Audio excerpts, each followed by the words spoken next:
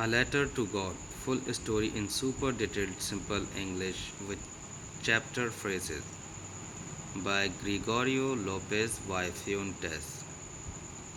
The story starts with the house, the only one in the entire valley, where a farmer named Lancho lived with his family. This house sat on the crest of a low hill, all alone looking down at the valley. Lencho was a hard-working farmer and his life depended on his cornfield. His field of ripe corn was his pride, with its flower draped in a curtain of rain. The corn was supposed to give his family food and money. Lencho was a simple man who had huge faith in God, like he believed God would always take care of him. The big trouble: Lencho's corn needed a rain to grow properly.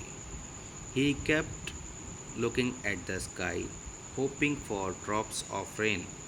He prayed hard, saying his field needed a downpour or at least a shower. Finally, one day, big drops of rain fell, and Lencho was overjoyed. He thought that his crops were saved. But then the weather turned bad.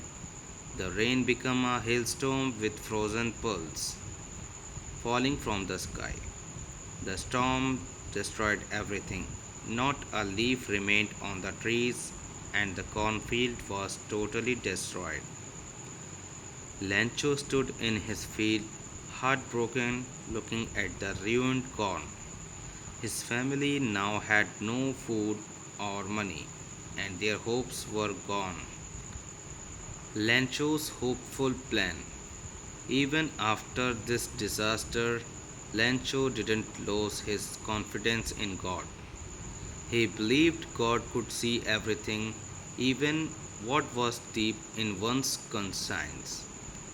So he came up with a bold idea. He decided to write a letter to God. That night he sat down, took a pen, and wrote, God, my crops are destroyed. My family is hungry. I need 100 pesos to survive and plant new crops. He put the letter in an envelope, wrote to God on it, and went to the post office in town. He bought a stamp, stuck it on, and dropped the letter in the mailbox, still full of faith. The post office scene. At the post office, a postman found the letter addressed to God and laughed. He showed it to the postmaster, a kind, fat, amiable fellow who also chuckled at first. But when he read Lancho's words, he was touched. He saw Lancho's unshakable faith and didn't want to shake this faith. The postmaster thought this was an act of charity he could do. He decided to help Lancho. He opened the letter and read about 100 pesos. The postmaster and his friends collected money to send to Lancho, but they could only gather 70 pesos.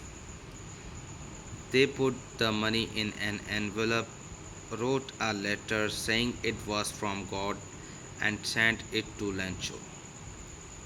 The postmaster felt happy, thinking he was doing a good deed. Lancho's reaction. The next Sunday, Lancho went back to the post office full of hope. When he got the envelope with new coins, the money, he wasn't surprised at all. He expected God to answer. But when he counted the money, he found only 70 pesos, not the 100 pesos he asked for. Lancho got a bit angry. He thought some stole his money. He thought someone stole his money. He didn't realize the post office workers had helped him out of kindness. Instead, he called them a bunch of crooks. He took a pen and wrote another letter to God saying, God, you sent me 100 pesos, but I only got 70.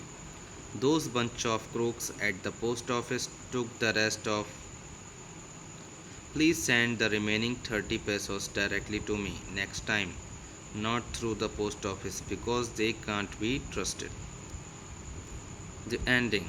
The story ends with Lancho's second letter. The postmaster probably read it and felt a mix of amusement and sadness.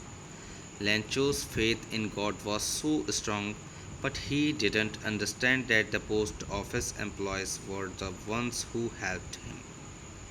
His innocence made him think only God sent the money, and he blamed the kind people who tried to do an act of charity.